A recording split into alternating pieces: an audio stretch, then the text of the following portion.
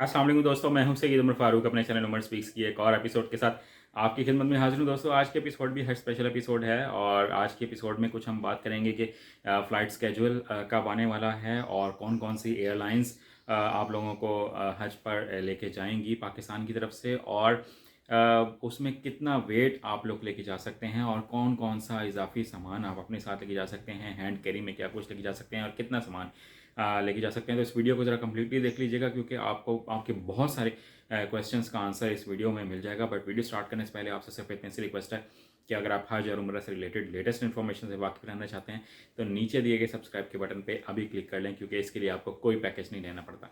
जी तो दोस्तों, ये तो लाइटर नोट पे बात थी, बट वीडियो स्टार्ट करने से पहले अल्लाह से ये दुआ है कि अल्लाह ताला आप सब लोगों के लिए हज बहुत आसान फरमाएं और आपकी इबादत को कबूल मंजूर फरमाएं, और आप जितनी भी दुआएं करें उन आप सब की दुआएं कबूल मंजूर हों, और आपने मुझे भी अपने भाई को भी अपनी दुआओं में ज़रूर याद रखना है। जी तो दोस्तों, बात कर लेते हैं कि फ़्लाइट स्केड्यूल का लोग बहुत से पूछ रहे हैं कि कब अनाउंस होगा, कब अनाउंस होगा। तो मैं थोड़ा सा वेट कर रहा था कि यार पहले कुछ कंफर्म हो जाए तो फिर मैं आपके साथ कोई बात शेयर करूं, क्योंकि आजकल थोड़ा सा मैं अपनी पर्सनल थोड़े से इश्यूज़ हैं, उसकी भी वजह से मैं थोड़ा सा बिजी था, तो मैंने वीडियो नहीं बनाई। और जब तक कोई बात कंफर्म नहीं होती मैं वीडियो कोशिश करता हूँ मैं ना ही बनाऊँ तो बेहतर है। तो जो फ़्लाइट स्केड्यूल है वो 8 से 10 मई तक, यानी कि आज तकरीबन 6 मई हो गई है, तो 8 से 10 मई के दरमियान कहीं फ़्लाइट स्केड्यूल अनाउंस हो जाएगा और आप लोगों को पता चल जाएगा कि आपकी फ़्लाइट का ने कब जाना है। और जिन लोगों ने अभी तक पासपोर्ट जमा नहीं करवाए हैं तो वो जल्द से जल्द अपने पासपोर्ट जमा करवा दें ताकि आपका फ़्लाइट स्केड्यूल जल्द से जल्द बन जाए।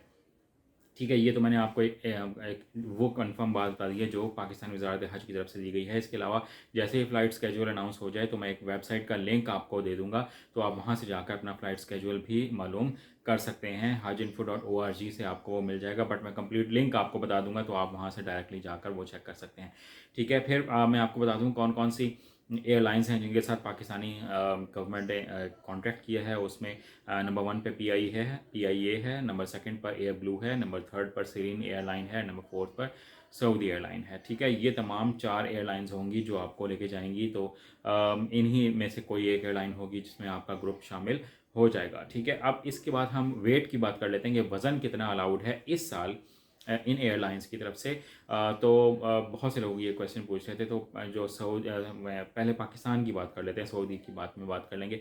जो PIA एयरलाइन है, ठीक है, वो 40 किलोग्राम वज़न जो है वो अलाउ कर रही है पर पर्सन, यानी कि फ़ी बंदा फ़ी हाजी 40 किलोग्राम अपने साथ वज़न लेकर जा सकता है और वापस लेकर आ सकता है। आपने इस 40 किलोग्राम की कैटेगरी में रहना है। अगर आप इससे ज़्यादा ऊपर जाएंगे तो आपको रियाल में पैसे देने पड़ेंगे, जो क्वाइट एक्सपेंसिव होगा आप लोगों के लिए। तो कोशिश ये करें कि यहाँ से आपने 40 किलो नहीं लेके जाना, यहाँ से आप कम सामान लेके जाएं या कुछ ऐसा सामान लेके जाएं जो वहाँ जाकर इस्तेमाल हो जाए, यानी कि खाने पीने की कुछ अशिया होती हैं तो वो यहाँ से आप लेके जाएंगे तो वो इन 40 दिनों में इस्तेमाल हो जाएंगी। तो आपका वेट जो बैग्स का होगा वो कम हो जाएगा। अब कुछ लोग ये सवाल पूछते हैं कि ये फ़ी बैग 40 किलो होगा या कितने बैग्स। तो आपने 2 बैग मैक्सिमम लेके जा सकेंगे और उन दोनों का मिलाकर आप 40 किलो लेके जा सकेंगे और लेकर आ सकेंगे। ये मैंने आपको बता दिया PIA का। इसी तरह एयर ब्लू बी का भी सेम है, 40 किलो ही।